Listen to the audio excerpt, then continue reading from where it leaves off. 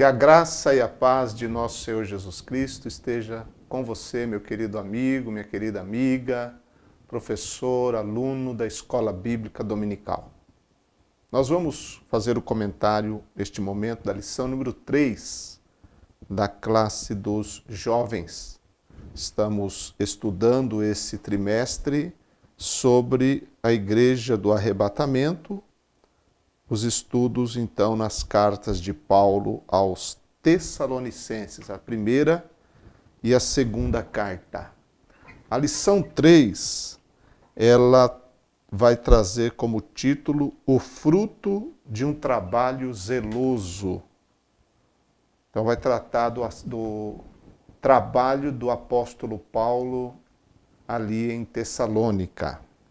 O texto do dia está extraído de 1 Tessalonicenses 2:8, que diz: Assim nós, sendo-vos tão aperfeiçoados ou afeiçoados, de boa vontade quiséramos comunicar-vos não somente o Evangelho de Deus, mas ainda a nossa própria alma, porquanto nos éreis muito queridos. A síntese da lição diz: o caráter de uma comunidade não se constrói de modo repentino. É necessário um forte investimento espiritual por meio de discipulado eficiente e de testemunho pessoal edificante. E o que a gente vê na igreja de Tessalônica por parte de Paulo, e não apenas de Paulo, mas de seus companheiros de viagem missionária, cooperadores que com ele trabalhavam, houve ali, através desses obreiros, dessas pessoas, um discipulado eficiente e um testemunho pessoal edificante. E com relação a esse testemunho pessoal edificante, nós temos aquilo que o próprio apóstolo Paulo fala sobre a sua forma de trabalhar ali na igreja em Tessalônica, ou na fundação da igreja em Tessalônica. O ponto 1 da nossa lição trata sobre o ministro como aquele que serve, e serve cuidando dos outros, cuidando dos outros. Também aquele que serve mesmo com o perigo de perder a vida, ou seja, correndo riscos. E aquele que trabalha para não ser pesado a ninguém. Então, essa lição apresenta o apóstolo Paulo como um servo, como um missionário, como um pastor e como aquele que ele pode ser tomado como exemplo de vida e de trabalho. Todos nós sabemos que o apóstolo Paulo, ele recebeu a chamada missionária dele já desde a conversão. Lá em Atos capítulo 9, verso 15, o Senhor Jesus disse que Saulo era para ele, Jesus, um vaso escolhido para levar o seu nome aos gentios de longe, aos reis, aos governantes. Então o Senhor já tinha um plano na vida de Paulo, ou na vida de Saulo. E esse plano, essa chamada, já veio desde o seu momento de conversão. O que ocorreu depois foi a convocação do Espírito Santo, isso já na igreja de Antioquia, lá em Atos capítulo 13, versos 1 a 3, onde eles foram então convocados para a obra que o Espírito Santo os tinham chamado, ali no caso, Barnabé e Saulo. Então, a partir do capítulo 13 do livro de Atos, eles partem para a sua primeira viagem missionária. Já na segunda viagem missionária, não seguem junto Paulo e Barnabé. Barnabé ele vai para Chipre, levando consigo Marcos, e o escritor Lucas, que é quem escreveu o livro de Atos dos Apóstolos, não traz informações sobre Barnabé. Ele foca os seus escritos na viagem de Paulo. E Paulo, ele leva consigo primeiramente Silas, ou Silvano, como seu companheiro de viagem.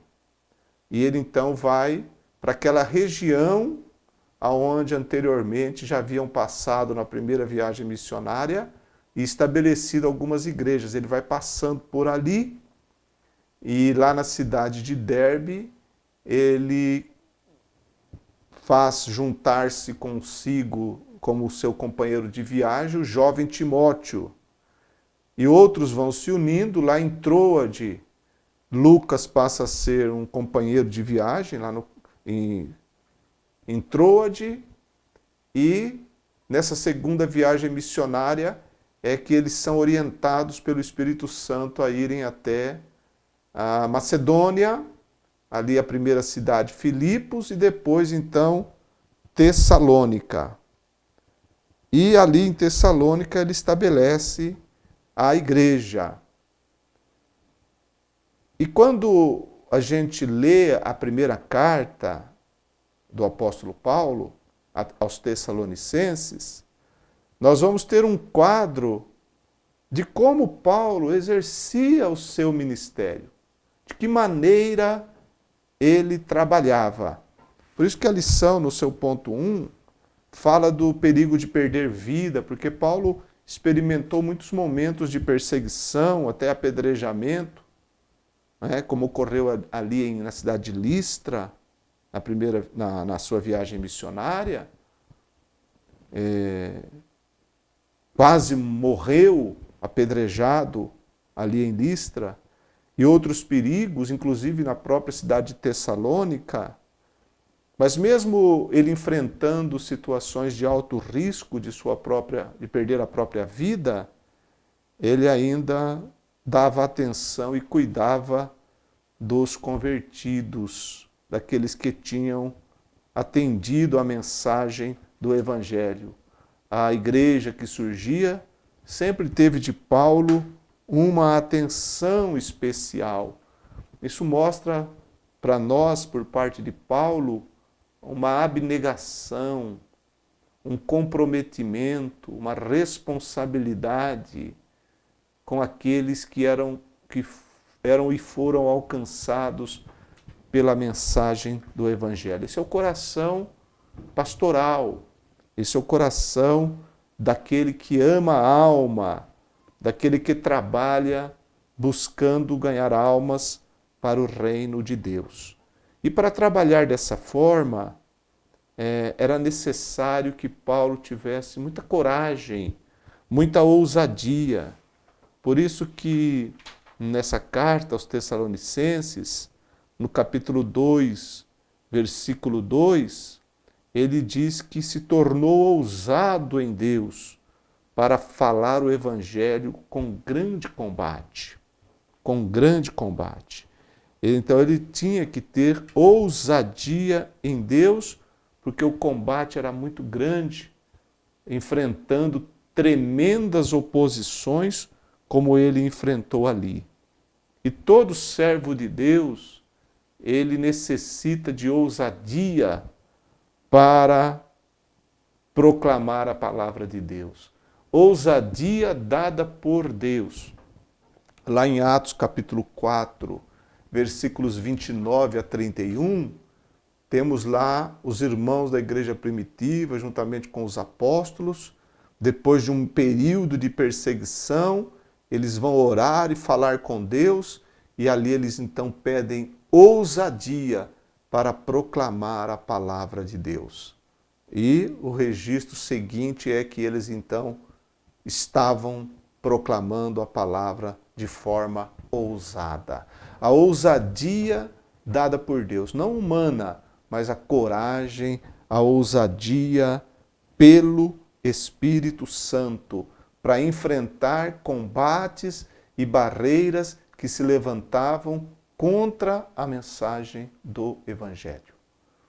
É isso que nós precisamos cada vez mais na nossa vida, aqueles que são obreiros na casa de Deus e todos os crentes e os jovens de forma especial, já que a lição é para os jovens, eles precisam também buscar e orar e pedir a Deus ousadia para que possam pregar o Evangelho, não se envergonhar do Evangelho diante desse mundo que proclama ter tanta cultura, tanto conhecimento, mas que rejeita e que nega a Deus.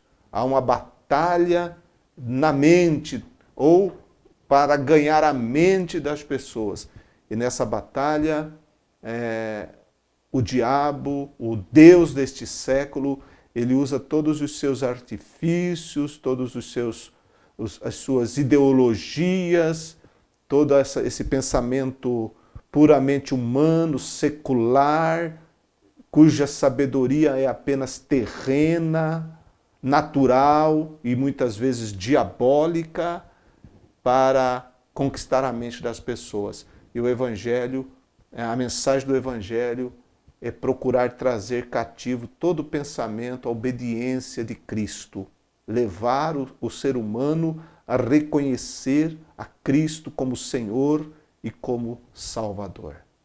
Pois bem, então o apóstolo Paulo, ele entendia que exercia o ministério com ousadia de Deus, porque só com a ousadia, a coragem dada pelo Espírito Santo é que nós podemos combater tudo o que está no mundo que se coloca contra o Evangelho de Cristo.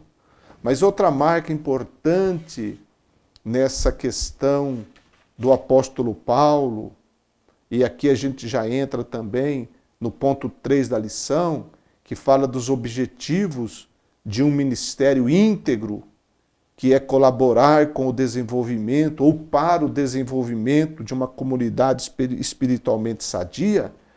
E aí entra o próprio testemunho de Paulo, a forma como ele trabalhava, buscando a edificação mútua, conforme o subitem 2 do ponto 3 da lição, e também a denúncia das ações do maligno. Ou seja, porque esse grande combate que ele teve em Tessalônica, de forma especial, já que estamos estudando aqui, mas teve em outros lugares também, havia uma força maligna, uma ação contrária, originada no inimigo da obra de Deus, que é o próprio diabo, que quer a todo custo impedir a proclamação do Evangelho. E por muitas vezes Paulo teve que enfrentar oposições das mais diversas formas para levar avante a sua mensagem e trazer e ver a edificação da igreja por ele e por seus companheiros fundada. Então o apóstolo, além de falar de ousadia, nesse objetivo do ministério, nesse ministro que serve, ele também diz que ele exercia o ministério com sinceridade. O capítulo 2, verso 3 de Tessalonicenses, ele disse, porque a nossa exortação não foi com engano, nem com imundícia, nem com fraudulência. Ou seja, 3 palavras que implicam em fingimento, em enganar. E Paulo e seus amigos, eles não trabalharam dessa forma, mas trabalharam com sinceridade, com verdade, sem hipocrisia. O trabalho desempenhado por aqueles homens era feito na mais sincera devoção do coração. Eles tinham pureza de propósito, porque para atingir o objetivo do ministério e ter um ministério íntegro e ser de fato um ministro que serve na igreja, é necessário que haja pureza de propósito. No versículo 5 do capítulo 2 de 1 Tessalonicenses, ele diz: porque, como bem sabeis, nunca usamos de palavras lisonjeiras, nem houve um pretexto de avareza. Deus é testemunha, ou seja, ele toma Deus como testemunha da sua sinceridade, da sua pureza de propósito, ou seja, o coração daqueles missionários, o coração daquele homem tinha pureza. Jesus disse que os limpos de coração verão a Deus. Então, se nós queremos ver Deus no nosso trabalho ministerial, nós temos que ser puros de coração. O salmista disse: se eu contemplar iniquidade no meu coração, o Senhor não me ouvirá. Qualquer pessoa que não é pura de coração, ele não tem um lugar nas fileiras dos que servem ao Senhor. Não tem. Mesmo Judas Iscariotes, tendo sido escolhido por Jesus, ele não permaneceu e não ficou no grupo dos apóstolos, porque o seu coração não era puro. Diz o evangelista que Satanás encheu o coração de Judas para ele trair Jesus por causa de dinheiro. Então o obreiro, o ministro, ele não pode e não deve servir a Deus com sentimentos ou objetivos gananciosos, ganhar dinheiro. Alguém já disse que se uma pessoa serve a Deus por causa do dinheiro, ele vai servir a Satanás se a oferta for maior. Então, um perigo muito grande quando o alvo não é Cristo, quando o alvo não é a glória de Deus no trabalho cristão, quando não há pureza de coração. E Paulo, ele tinha pureza de propósito. Ele não foi a Tessalônica para ganhar dinheiro, ele foi a Tessalônica para ganhar almas.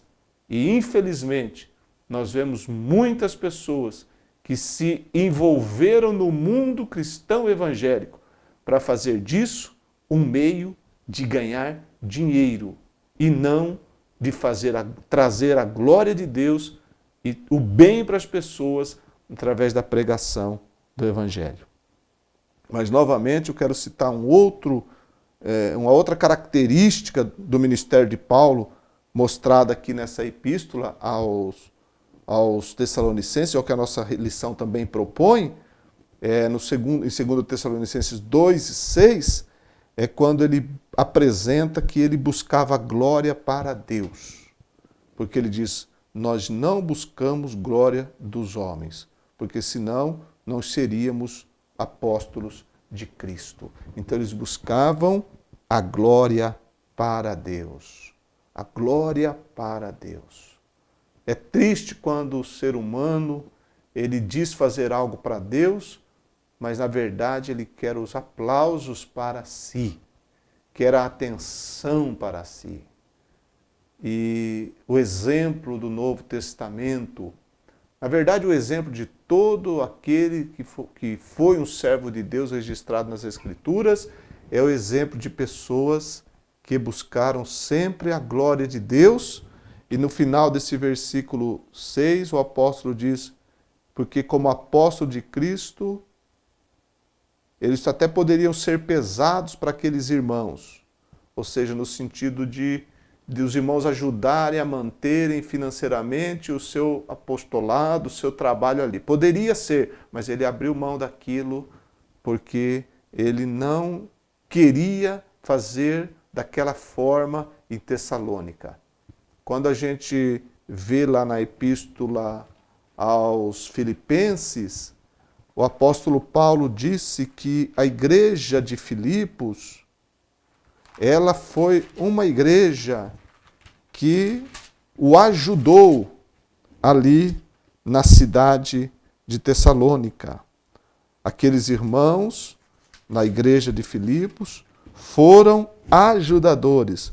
Lá no capítulo 4 da Epístola aos Filipenses, versículo 15, ele disse: E bem sabeis também vós, ó Filipenses, que no princípio do Evangelho, quando parti da Macedônia, nenhuma igreja comunicou comigo com respeito a dar e a receber, senão vós somente, porque também uma e outra vez me mandaste o necessário a Tessalônica. Então, ele foi ajudado pela igreja de Filipos e trabalhou com suas próprias mãos também.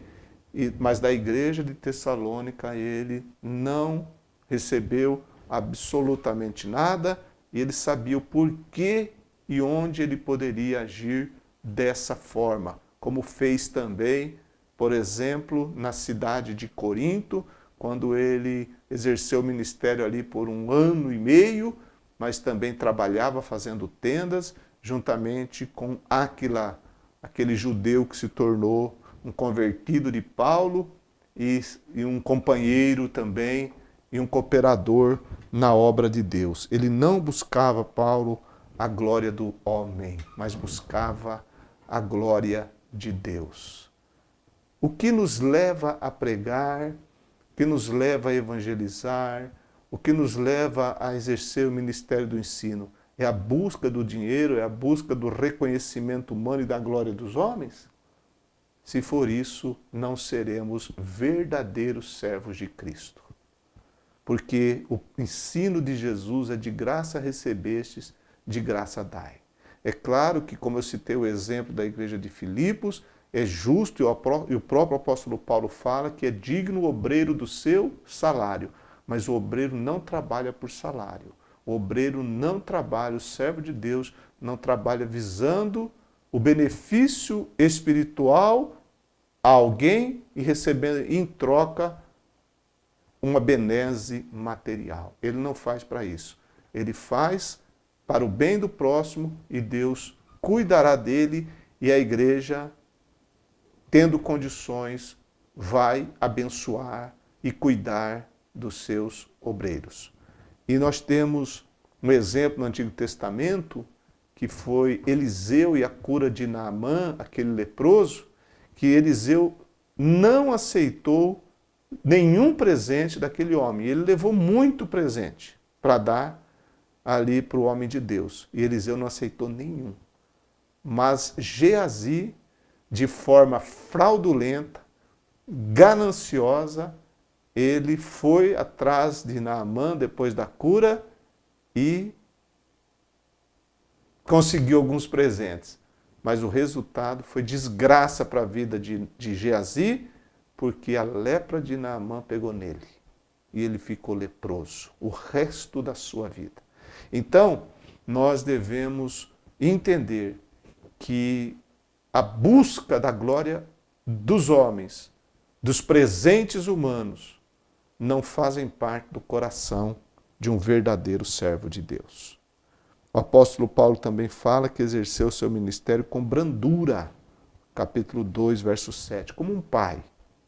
Em 2:9, ele diz que ele trabalhou sem ser um peso para os convertidos, que foi o que eu acabei de explicar. E no capítulo 2, verso 10, ele trabalhou e exerceu seu ministério com um testemunho irrepreensível. Está escrito: vós e Deus sois testemunhas de quão santa, justa e irrepreensivelmente nos ouvemos para convosco os que crescem. Irrepreensivelmente, ou seja, sem mancha, sem mácula alguma no seu testemunho e no seu trabalho. E por isso que Paulo, quando ele passa as recomendações para aqueles que vão ser bispos, líderes da igreja, ele no topo de cada uma dessas listas, ele diz que é necessário que o bispo seja irrepreensível. E aqui Paulo diz: vós e Deus sois testemunhas. Um testemunho externo diante das pessoas e um testemunho interior diante de Deus. Porque o testemunho de um servo de Deus tem que ser irrepreensível como representante de Cristo. Não pode ter sequer uma repreensão. Sequer uma repreensão. Ele tem que ter uma conduta, uma moral, uma ética exemplar. Porque ele prega a palavra de Deus e ele anuncia a Jesus Cristo e tem que viver de acordo com aquilo que ele professa, aquilo que ele crê, aquilo que ele anuncia para as pessoas. Então, não adianta ser bom pregador, tem que ser bom crente. Não adianta ser um avivalista, de fazer movimentos na hora do culto e ter uma vida que não condiz do lado de fora. O verdadeiro servo de Deus, e mais do que nunca, o mundo precisa de gente que não apenas fale de Cristo, mas que viva a sua crença, que viva como Cristo, que viva uma vida de decência e uma vida de testemunho irrepreensível. Para isso, nós precisamos tomar muito cuidado para não sermos envolvidos com o mundo e assim prejudicar o nosso testemunho cristão. Porque o testemunho cristão, ele fala muito alto para as pessoas que estão do lado de fora. Alguém já disse assim: o que você fala tão alto que eu não consigo te ouvir quando você fala. Ou seja, o peso do testemunho. Então, quem prega a palavra, ele tem que corroborar a mensagem que ele anuncia com a sua vida, que é como um enfeite da doutrina. Um ornamento da doutrina de Deus é a vida daquele que prega. E muitos têm o título de pastor, alguns até tomam para si o título de apóstolo, mas que na verdade muitos estão dando escândalo e envergonhando a palavra de Deus e o nome de Cristo Jesus. Mas o apóstolo Paulo não.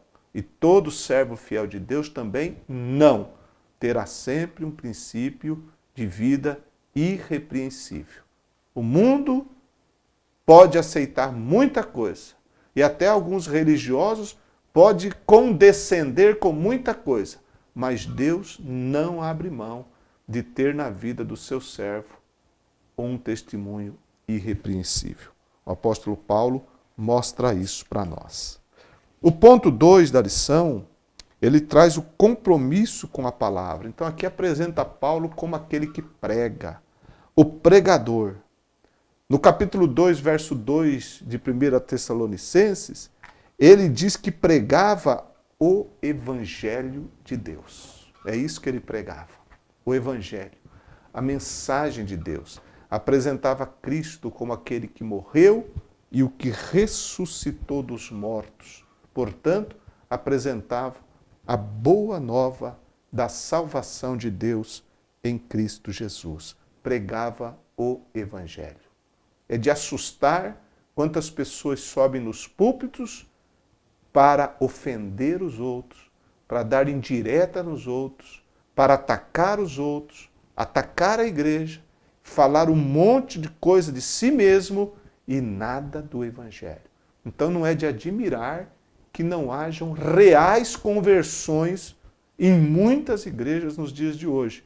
Porque onde não há evangelho verdadeiro sendo pregado, não haverá real conversão. Pode haver até emoção, pode haver até sentimentos de autopromoção, mas conversão verdadeira só há se houver a pregação da pura e santa palavra de Deus. O Evangelho, a doutrina, Cristo, tudo que é relacionado a Cristo, tudo que é extraído da verdade da palavra de Deus. Se sair da palavra, há poder, porque o Evangelho é poder de Deus. A palavra é poder de Deus. E Paulo pregava. E ele via o poder de Deus alcançando as pessoas. A mensagem de Paulo não era para agradar aos homens, mas a Deus. Capítulo 2, verso 4. Ele aos Coríntios, ele disse que falava de Deus na presença de Deus. Então, qualquer pessoa que se propõe a pregar a palavra de Deus tem que entender que essa palavra tem um dono e tem um Senhor. E um dia, cada um de nós dará conta de nossas próprias palavras. Nós que tomamos a Bíblia para ensinar, um dia nós haveremos de prestar contas diante de Deus. E devemos pensar hoje se nós estamos procurando agradar a homens ou agradar a Deus. Usar a Bíblia como subterfúgio para afagar os egos humanos, ou estamos usando a palavra de Deus para anunciar a verdade do Senhor, aquilo que as pessoas precisam de fato ouvir? Porque na palavra nós não temos o que nós queremos ouvir. Na palavra nós temos o que nós precisamos ouvir. A palavra de Deus não foi dada para agradar os homens. A palavra de Deus foi dada para que o homem entenda como agradar a Deus, como entrar no caminho de Deus. As pessoas, portanto, elas precisavam ouvir a palavra de Deus, aquilo que Deus tinha a falar para elas, e não aquilo que elas queriam ouvir pelo seu próprio prazer. O pregador, ele deve levar os ouvintes a entenderem a mensagem de Deus. E Paulo, ele trazia a palavra, ele expunha, muitas vezes ele ia na sinagoga e através das Escrituras ele expunha ali e mostrava através dos textos, explicando que Jesus era o Cristo, o Messias prometido. Então o dever do pregador não é falar bonito, o dever do pregador não é admirar as pessoas com palavras eloquentes, entonação de voz, todas as técnicas que as pessoas aprendem, motivacionais, e todo aquele movimento, aquela animação de auditório que a gente vê muitas vezes em muitos lugares, onde as pessoas eles se colocam diante da igreja para motivar a igreja, para fazer aquele movimento que torna, na verdade, um momento de animação e não de pregação. E aí as pessoas saem dali até um pouco animadas, mas vazias, porque não há o verdadeiro ensino da palavra de Deus. Então Paulo mostra para nós que o pregador ele deve levar aos ouvintes a mensagem da palavra de Deus para que as pessoas entendam o que Deus está falando. O que Deus está falando. O que preciso fazer em relação a isso que Deus está falando? Ou seja, Deus está falando isso e o que eu preciso fazer? Qual é a resposta que Deus quer de mim na sua palavra? Então é isso que é o grande dever do pregador, e Paulo mostra isso através da sua pregação. E ele também trazia na sua pregação exortação e consolação com amor. Capítulo 2, versículo 11 de 1 Tessalonicenses. Exortava e consolava com amor, porque tudo que parte do amor é de fé. Tudo que parte de amor parte de um envolvimento, porque não basta apenas pregar, tem que se envolver com a pregação. O pregador, ele não é um eco, ele tem que ser uma voz, porque nós temos o exemplo do profeta, do João Batista, ele era uma voz. O que a gente tem muito hoje em dia são ecos. Pessoas que leem nos livros, tiram da internet e ficam repetindo um monte de coisa que viram e copiaram dos outros. Mas Deus precisa de gente que fale a sua palavra com vida, que se envolva, que a mensagem faça parte da vida dele e ele faça parte da mensagem, que ele aplique na sua vida primeiro para depois aplicar na vida dos outros.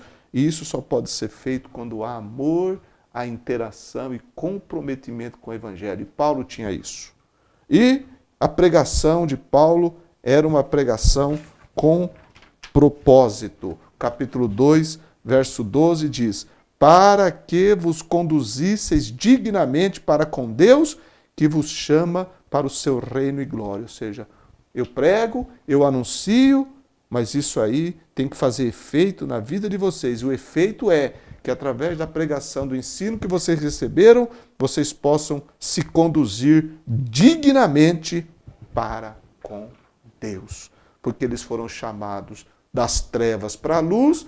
Os tessalonicenses deixaram os ídolos mudos para servir o Deus vivo e verdadeiro.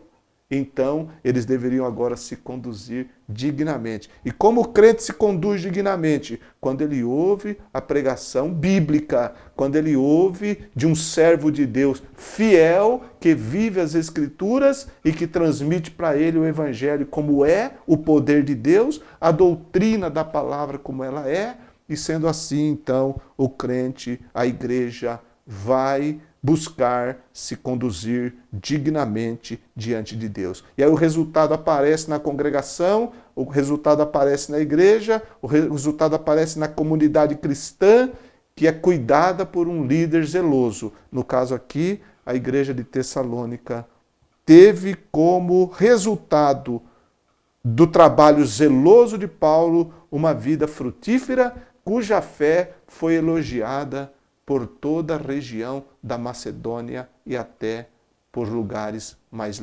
longínquos.